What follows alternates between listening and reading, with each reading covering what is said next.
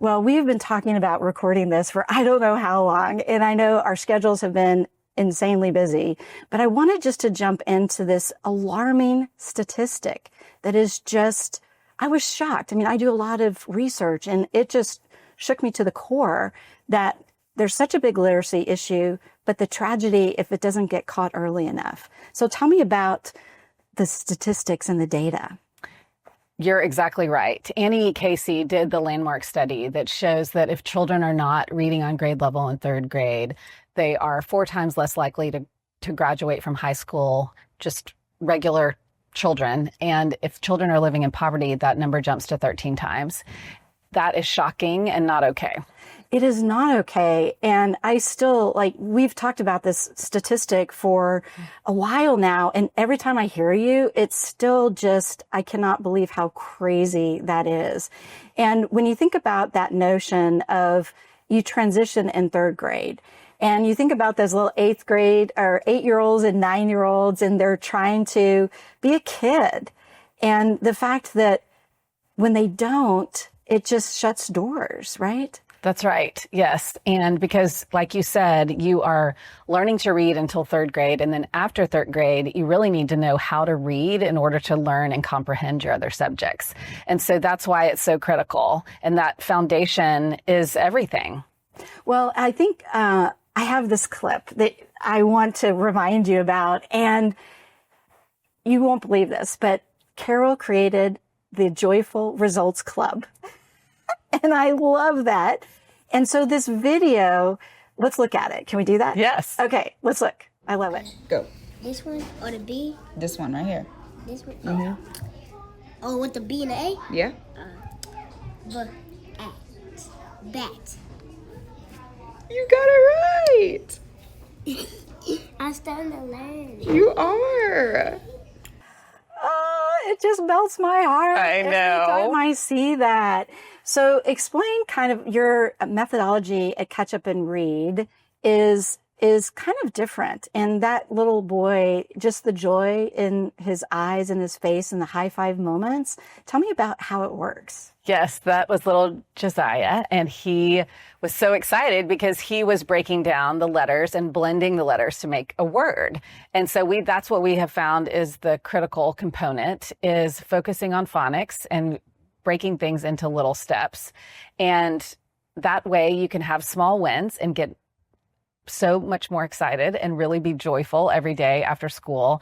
Catch Up and Read was founded by Catherine LeBlanc, a woman who was volunteering in schools and saw that students needed so much more help than a volunteer could provide. And she said, what help did the teachers need? Do they have all the right training? What supports do they need? And so she created this 2-prong model that benefits both the teachers and the students, and which is a win-win. So we train teachers in best practices in reading instruction and then pay them stipends to stay after school and tutor children. And one of our board members who was one of our former teachers said, really, it is a teacher professional development program that is disguised as a tutoring program because teachers are getting so much benefit out of it. It's really an active practicum for the teachers where they practice those best practices in reading instruction after school while they're helping children who need extra support. And the children love it. And so the Joyful Results Club, they're in an after school club, Catch Up and Read, and they are so happy. They're always asking the teacher, is it time? Is it time? Well, and wasn't there a story where there are kids that say, is it Catch Up and Read day? Is it today? And share some of those stories. Absolutely. So when I first was involved, I would be walking through the halls and coming to see what was going on at school and how our program was running. And the students would say, is it Catch Up and Read day? Is it Catch Up and Read day? And they love it. Well, I think the other thing I want to think about in the business world, because, you know that I'm on a nonprofit board as well. And I think there's lessons that people can learn from nonprofit that businesses aren't doing today. Because a lot of times I know it's like, what can a nonprofit learn from a business? Right, you're right. But I think what you just described about the teacher, and it's kind of a development program for teachers in disguise, what I saw in that video was just this high five moment. And I think of it as that reciprocity of joy and the circularity of joy.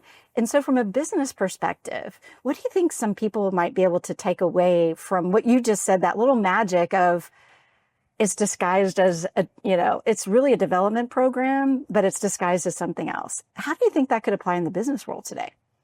Well, I mean, anytime that you have that practical hands-on experience where you're learning something new and then teaching, I think that really is what seals in the knowledge. We are really data-driven program, so we're also showing people how to use data to drive instruction. And so teaching teachers how to use reading assessments and literacy assessments to understand what a child needs, where they've fallen behind. And then when they do the quick diagnostic, see what a child needs, they're able to pick the lesson that they need and see those results right there. And then they get that immediate feedback and the reciprocity from the student, and it just feeds on itself.